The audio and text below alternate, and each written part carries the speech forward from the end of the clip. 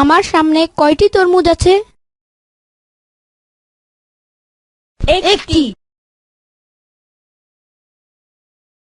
মিনু, তোমার কাছে কয়টি তরমুজ আছে? 8/4টি।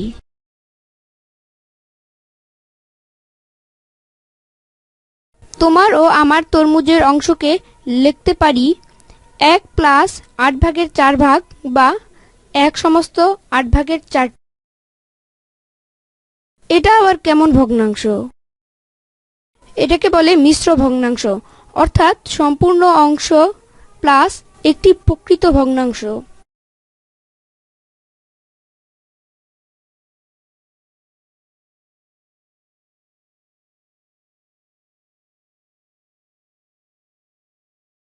নিচের ভগ্নাংশটি কোন প্রকৃতির?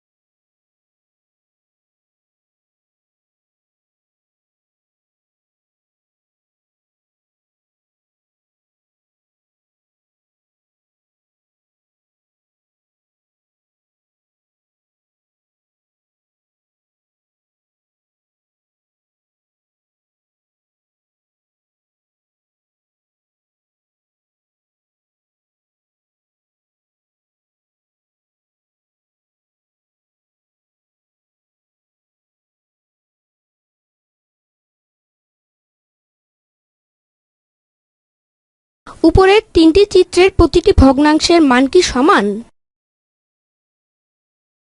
হ্যাঁ, সমান।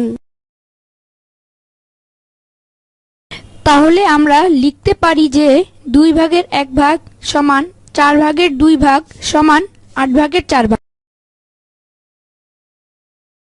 অর্থাৎ 2/1, 4/2, 8/4 এইগুলো হলো সমতুল ভগ্নাংশ।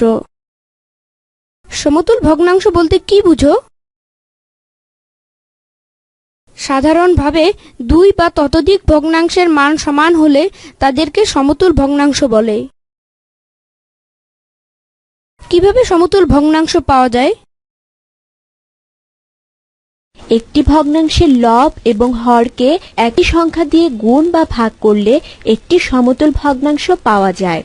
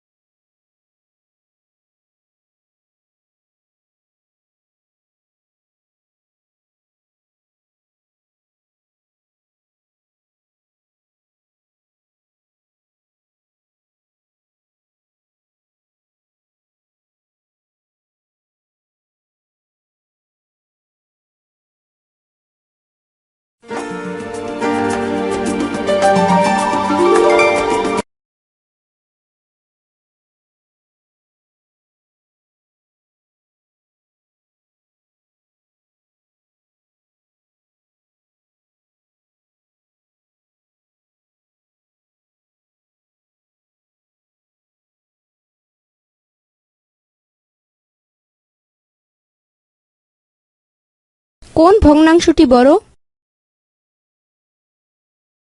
সাধারণভাবে দুই বা ততোধিক ভগ্নাংশের হর একই হলে যে ভগ্নাংশের লব বড় সেই ভগ্নাংশটি বড়।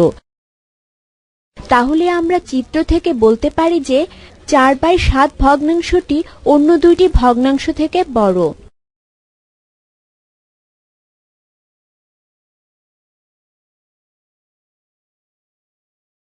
কোন ভগ্নাংশটি ছোট? উপরের তিনটি চিত্র হতে দেখা যায় যে 3/15 ভগ্নাংশটি সবচেয়ে ছোট। তাহলে আমরা বলতে পারি যে দুই বা ততোধিক ভগ্নাংশের লব একই হলে যে ভগ্নাংশটির হর বড় সেই ভগ্নাংশটি ছোট।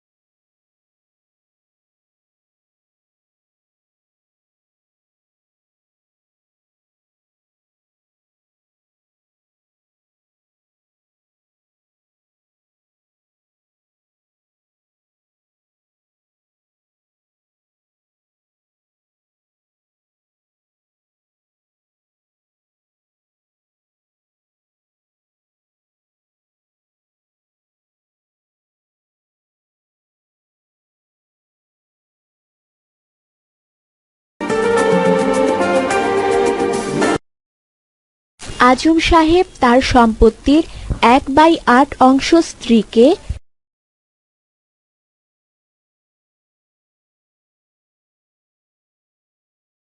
1/2 অংশ পুত্রকে ও 1/4 অংশ মেয়েকে দান করলেন। তার অবশিষ্ট সম্পত্তির মূল্য 20,000 টাকা। মোট সম্পত্তির মূল্য কত?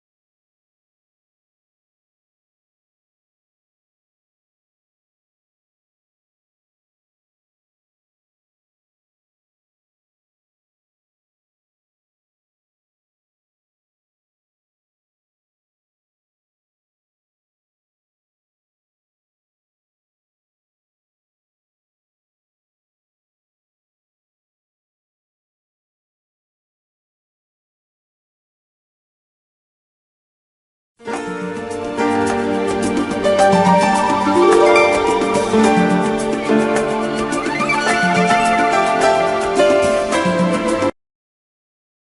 সামনে কয়টি তরমুজ আছে? একটি। আমি এখন তরমুজটিকে 8টি সমান টুকরো করব।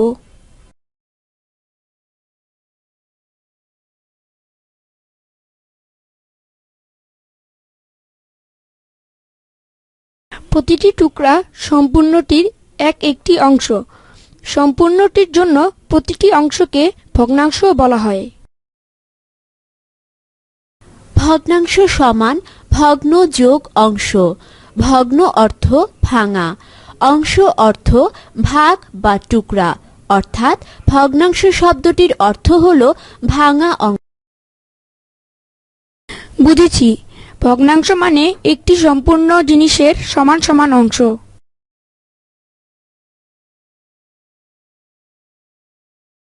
আমি তরমুজটির একটি টুকরা নেই।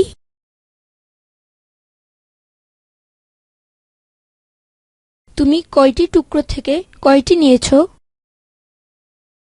8টি থেকে একটি নিয়েছি। তুমি পেয়েছো 8/1 অংশ তরমুজ বা তরমুজটির 8/1 অংশ। তুমি যে 8/1 অংশ পেয়েছ, এই অংশকেই আমরা ভগ্নাংশ বলি।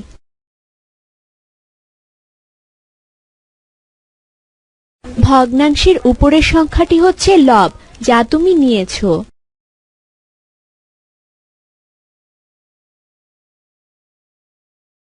নিচের সংখ্যাটি হচ্ছে হর, যে কয়টি সমান অংশে তরমুজটি ভাগ করা হয়েছে।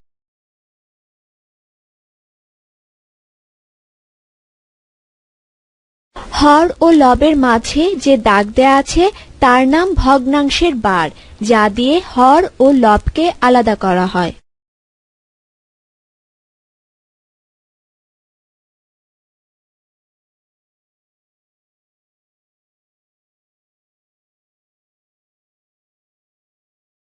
আমিও তরমুজ নিব।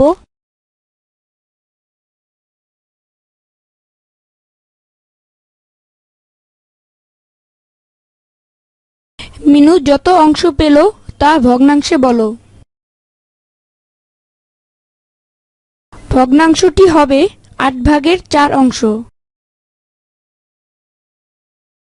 সঠিক হয়েছে। মিনু, তুমি তরমুজের সব টুকরা নিয়েছো না তার চেয়ে কম নিয়েছো? কম নিয়েছি। এখানে ভগ্নাংশটি 8/4 অংশ, অতএব লব হরের চেয়ে ছোট। এই ধরনের ভগ্নাংশকে আমরা প্রকৃত ভগ্নাংশ বলি। আমি এখন একইভাবে একই রকম আরো একটি তরমুজ কাটবো।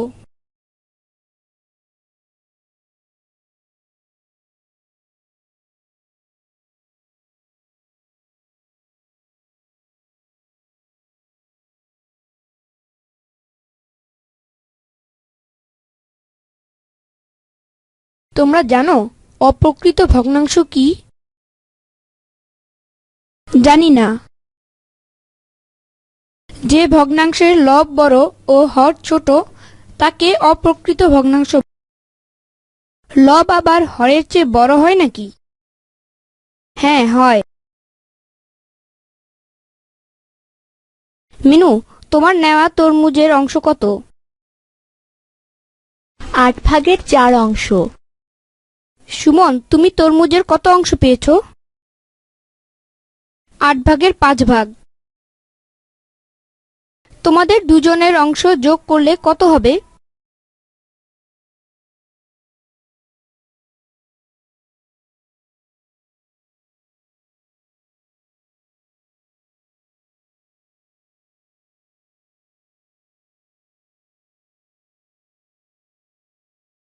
তাই তো, লব 9, হর 8 এর চেয়ে বড় হয়ে গেল।